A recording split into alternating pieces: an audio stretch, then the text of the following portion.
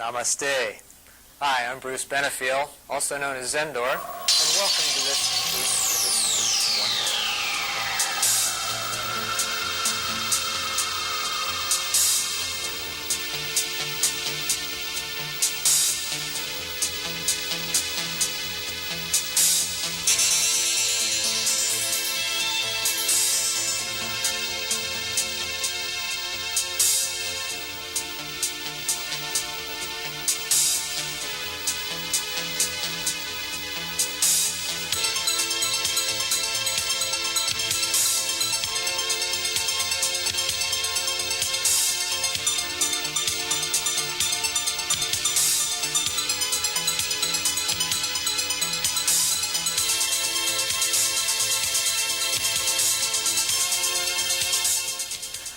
Hi, and welcome back to One World. Namaste, as if you haven't heard already, I go through this every week. Namaste is a Sanskrit word, and it simply means God in me recognizes God in you. I was editing some tapes the other day and found out something interesting. Backwards, it's Saman. So, anyway, now you can see God in me too. This week I'd like to welcome Frances Barwood and Roy McAlister. Frances is a citizen activist who's currently running for office, but by the time this show airs, that'll all be over with, so we're not infringing upon anything here. And Roy is the president of the American Hydrogen Association. Aha! We do have some alternative energies here to talk about. And with that, Frances, Roy, glad to have you here. Thanks. Really nice. Now, Frances, what got you involved with politics initially? I mean, it's what prompted you to do it? What kind of things went on inside of you? And then how did you enact that out in your outer world? Well, I guess I sort of backed into it. Started in high school. Moonwalk? Pardon me? Moonwalk? Or no? Not quite, not Okay. quite. I was painfully shy in my childhood. So shy that I wouldn't go to parties. I was afraid of being around people. I stuttered. And Did you shake on the inside too? oh, I shook on the outside too. I shook all over. And every now and then I do anyway, but it got to be, I wasn't doing much of anything. And I was totally wrapped up in my fear of who knows what. And came one day, I realized nobody else cared if I was shy or brave or anything. So the decision was mine. I decided to start... Fight or flight? Kind of, yeah. I decided to start changing things around me and finding out what was going on. Started probably when my children were little, and I got involved in their school. Became a teacher's aide. I had worked before that. I had done bookkeeping, and it just kind of mushroomed from there.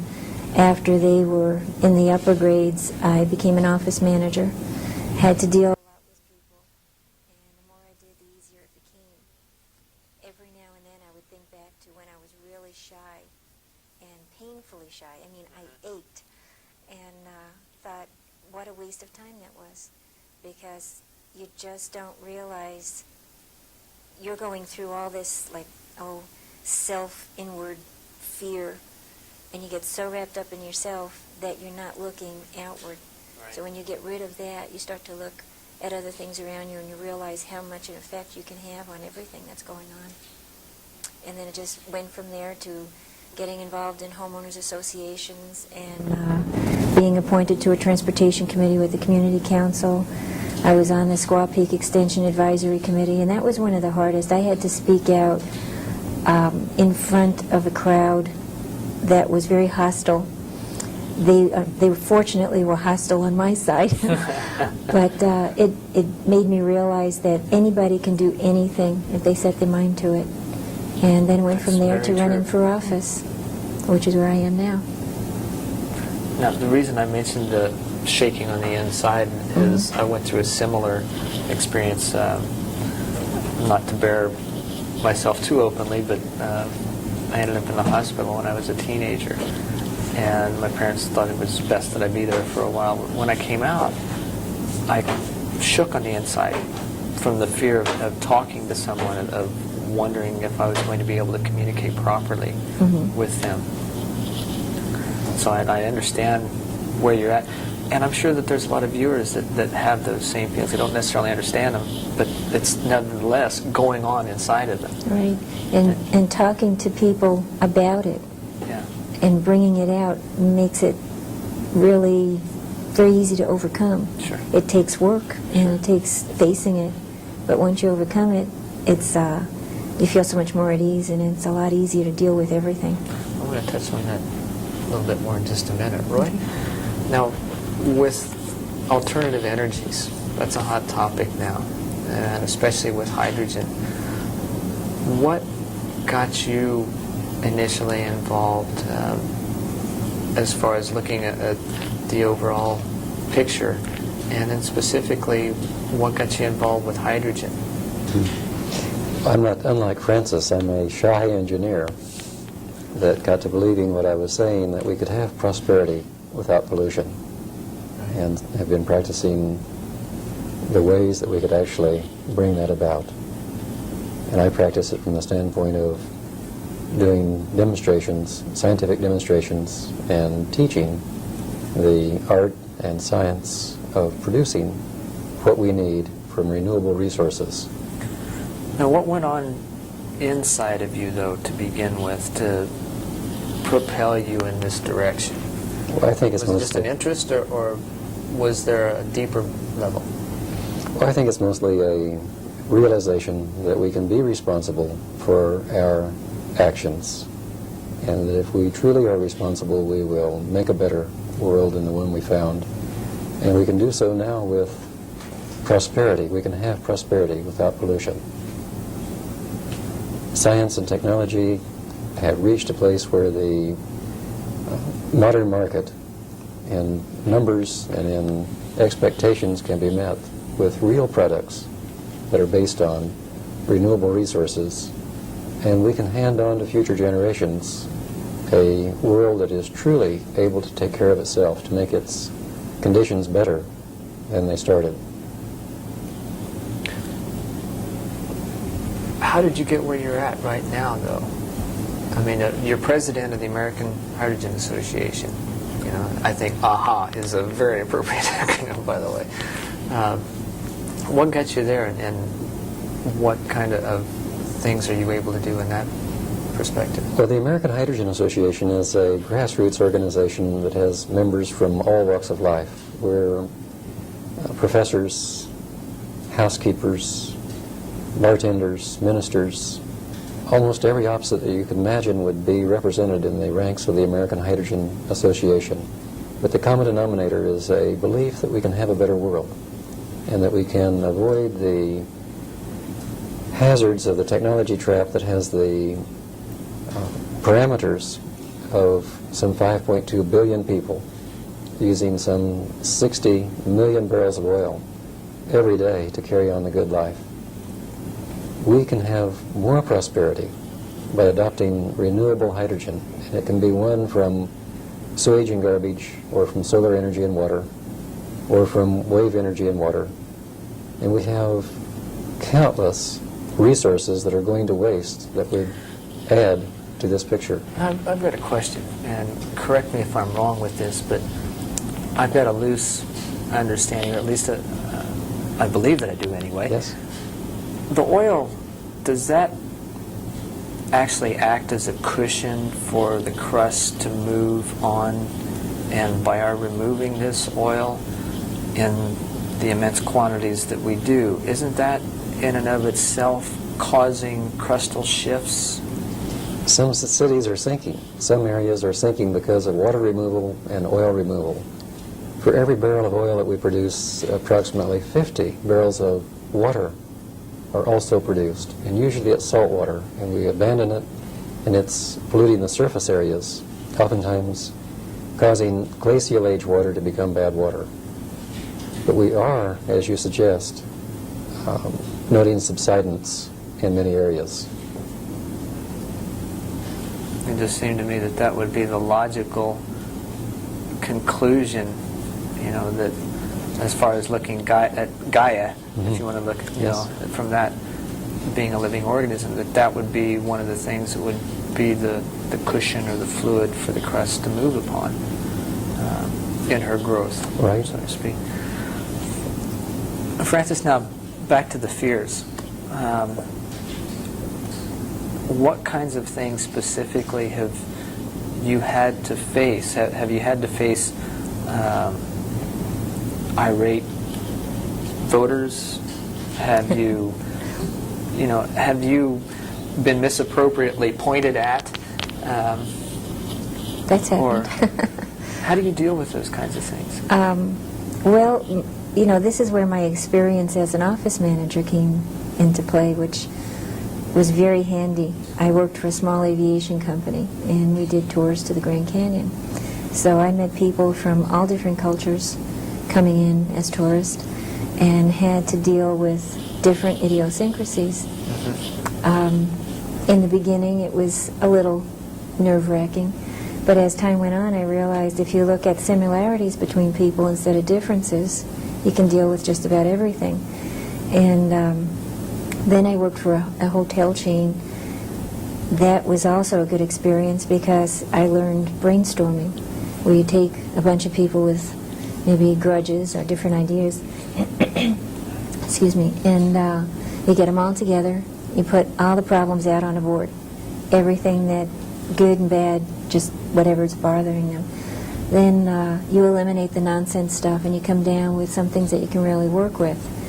And I had operated the satellite office in District 1 for the city of Phoenix for a year and a half. People came in, a lot of people came in angry, and you find out if you just sit them down, you say, okay, I know this is upsetting to you, but can you, you know, instead of getting the emotions involved, let's talk about what the real problem is. Be objective instead of subjective. Right. And then when you get, you know, they really come down to it, sometimes we just found out that the problem they came to the office with was not the problem at all. It was something in their personal life that was really bothering them, and they had no way to express it. So they figured the nearest person that they could do it to is a city councilman. Yeah, do the elected official, you know.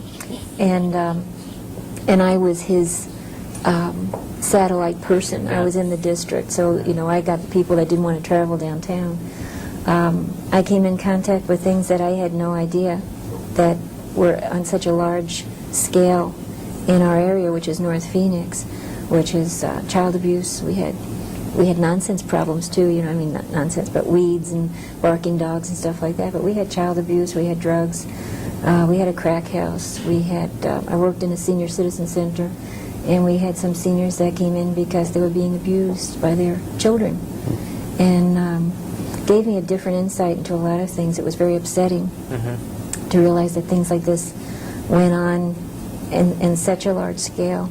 And because of that, I wanted to get more involved. And when they changed the districts, I ended up running for District 2, for City Council. And it's mainly my concern with people and quality of life. So the fears don't necessarily keep you from doing, actually push you on to greater and greater things. When I sit back, and sometimes you get kind of burned out, you know. Yeah. And you sit back and you say, what the heck, you know, just going to let it go on, and somebody else can take care of it. And then I sit there and I think, no, because... Recharge, and then you go back in. Right. And you realize that one person does have a lot to do with what goes on. And if we could get more people involved, and people that are eligible to vote and don't, that's sad. People that are registered to vote and don't, that's really sad. And there's a lot of apathy out there. I've got something I'd like to mention that I think you'll understand, and I don't know if you'll agree with it or not, but let me put this out. In our own minds, you talk about one person being able to help or to make a difference. You know, we've got like, what, 10% of our minds and 5 senses. You know, what's going on with that other 90%? Is it possible that those who have learned to access the other areas can also be effective and sometimes even more influential through whatever communication networks, be it telepathy or just mind, you call it telepathy, mind circuits, a lot of different things. I mean, we all know that this type of thing exists in some simultaneous instances, but is it possible for that to exist on a larger scale, I wonder? I think that our full potential is important to try to reach. And you can see that some people have expanded their thinking past just the normal everyday, get up, go to work, come home, watch TV, eat, go to bed. In dealing with different people, you can see also what level they've gotten to as far as their understanding on what's available to us if we reach out and get it. And there's a lot. And there's a lot more that we don't understand yet. But Yet. Thank you. Yet. Right. Back to the fears. What kinds of things have you gone through in presenting yourself, your ideas, and what's going on inside of you to a world that's been petrochemical based up to date? Well, we're petrochemical based out of the power of suggestion. And much of that suggestion is letting somebody else do what we might do for ourselves. Is that kind of what I was talking about I believe just so. a moment ago, only in reverse, I think? Seems to me that might be. Okay. What we might do instead is to really look after our own affairs. We could start here in Maricopa County. We could start here in Arizona. And instead of being an energy importing state, we could be an energy sufficient state and ultimately be an exporting state. The numbers are really interesting. Arizona has the capacity to produce at least our own requirements in energy, some $4 billion worth every year. And if we would keep those $4 billion in this economy, we would all have a type of local prosperity that we don't have when we send that much out every year. And we could go on. We could be shipping all of the energy that's used in Mexico, the United States, and Canada out of some 6% of Arizona's landmass. There's that much energy going to waste. And waste is much of what I think you alluded to with respect to either realizing or not utilizing our full potentials. If you don't realize them, if you don't utilize them, then they're wasted. Right. And now we're wasting enormous amounts of energy and opportunities. Now, how do you, to see what you're doing separately, how do you see that fitting into a common human experience? How do you see that reflected in the world around you? I think for me, I also understand the hydrogen concept, and everything in this world was put here to be compatible. It's man that has made it uncompatible. And everybody has to take responsibility for their actions. And I think what has happened is, due to government or other things, responsibility has been taken away. And some people enjoy that, but they don't realize that they've lost a lot in the process. So by taking responsibility for your own life and how things are around you and the compatibility with the earth, you end up putting things back in sync again. And hydrogen comes from the earth. It's, just a natural process. Plants have been doing it for millions of years. And everything that we operate today on the fossil fuels, we can operate with hydrogen. The cars that are on the street today all can operate with hydrogen. And the byproduct is oxygen, and the end product is water. Totally compatible. Roy, how about you? How do you see that fitting in? I sure do. One of the things that we were discussing before the show started is worth mentioning again, and that is that we could be cleaning 9 houses an hour. We could clean the air in some 9 houses an hour as we drive our car. Using hydrogen in place of gasoline would actually clean the air. And that would just be an example of how we could substitute hydrogen for petroleum and do each other a great favor. And with the water, as I understand it, correct me if I'm wrong again, with the water, there's actually no water use, there's water production. And you can take what had been contaminated water, run it through the system, draw the hydrogen out of it, and it actually cleans the water and makes it at least at acceptable level. I don't know, what the If you burn, scientific parameters are. sure, if you burn hydrogen in place of gasoline, the exhaust of the automobile is clean water, distilled water. And you can drink it right out of the exhaust. I've seen it done. Wow. Multiculturally, how do you see that affecting things? Well, I see it providing all of the basic energy requirements for all cultures. We really shouldn't think of the haves and have-nots. Wherever there's water and sunshine, we can have plenty. Frances, how about you with not just the hydrogen, but with your own personal work? What barriers do you see to a multicultural community? Prejudices. Seeing what you've seen. I mean, being involved in politics is a very important place to be because you don't have your head in the sand anymore. That's true. And, there's times where I wish I did. and then I turn around and realize, no, I really don't wish that. But I think we need to look at the fact that we're all here together. We are all really wanting the same goal, which is a compatible society. There's a lot Some of... might call it a new world order. Some might. that term does scare some people. Yeah, it does. But I think it's coming from a control standpoint. Right, where the if you're rich get talking richer, government... that's not what we're talking about. If you're talking one world government, that's scary. One world mind think. I like to think of that.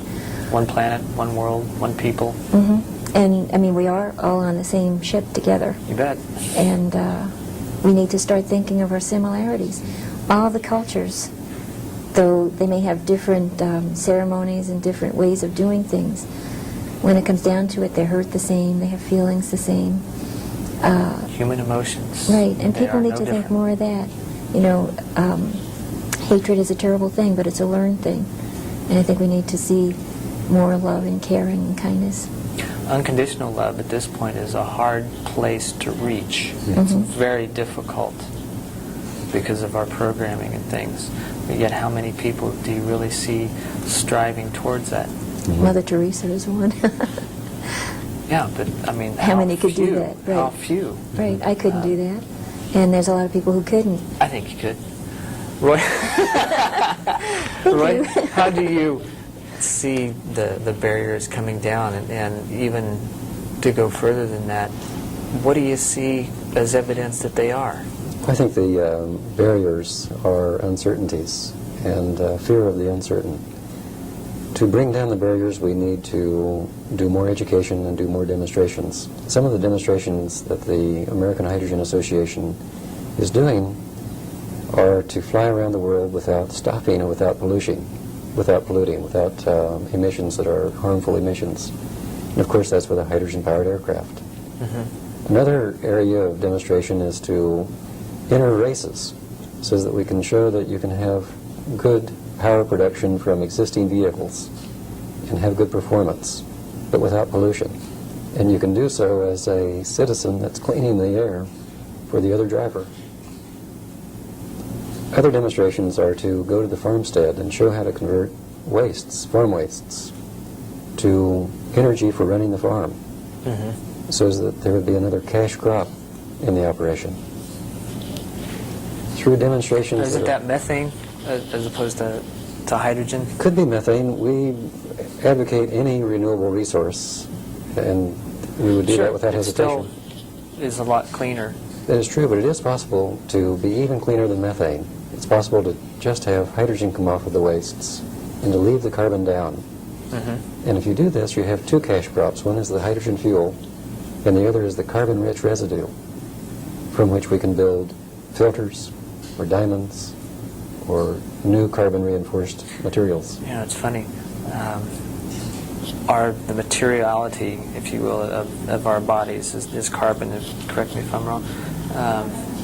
And it's also hydrogen and oxygen. It's those three elements that are basic makeup. Mm-hmm. And that which is the material has 6 protons, 6 electrons, and 6 neutrons.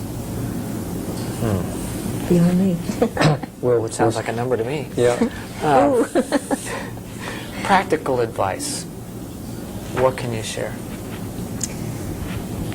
I guess if somebody is upset with how things are in the world and running around them, instead of going out and doing something destructive, do something constructive. Get involved, starting at lower levels of government. We need people in government that really care, that are not there for their own egos, that are not there to make money in whatever way they may think they can, that are there because they really care. And I also feel strongly about limiting the terms of office, because eventually, if you're in something long enough, you tend to get possibly corrupted. In one sentence, what advice can you give? Get involved. Wonderful. Roy, how about you? We're about out of time. Can't beat that, but I would say we must be responsible for the part of the world that we occupy and influence. And one area of responsibility is to take charge of the renewable resources that we come in contact with. And for me, that's making renewable energy of various forms, but often including hydrogen. And in one sentence? Be responsible. Stop being irresponsible, best be responsible. That's a couple of two profound, short, simple statements. And well-given advice. Thank you both for being on the show. I really enjoyed it. And Thank you, I did too. I'm sure our viewers did also. We got into a lot of different areas there. You thought we were just going to talk about hydrogen. Well, thanks for tuning in this week. And just for you, we've got a phone number and an address that you can write down. So go grab a pencil and a paper and get ready to write this number down so that you can call us, find out more about the show. And that number is 264-0986. Call us, let us know what you think. We'd also like to get some discussion groups going on the issues we talk here. It's time for us all to get involved. If you don't have time to call, drop us a line at One World, P.O. Box 32035, Phoenix, Arizona 85064. Let us know what you think of the show, what we can do more for you. Again, I'm Bruce Benefiel, also known as Zendor. Sort of what is? I don't know. Let's find out. Thanks again for watching. Namaste.